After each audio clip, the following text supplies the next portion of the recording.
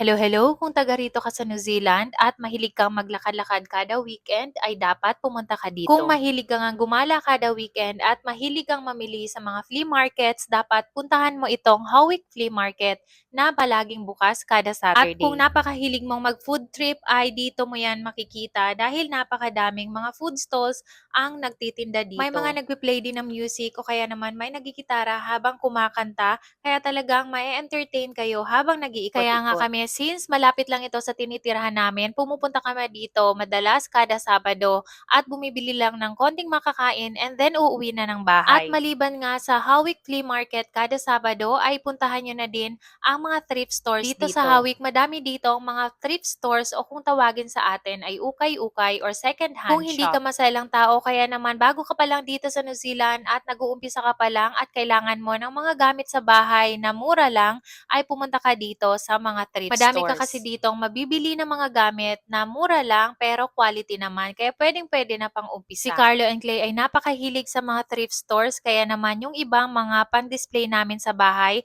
ay galing yon sa mga thrift stores dito sa New Zealand.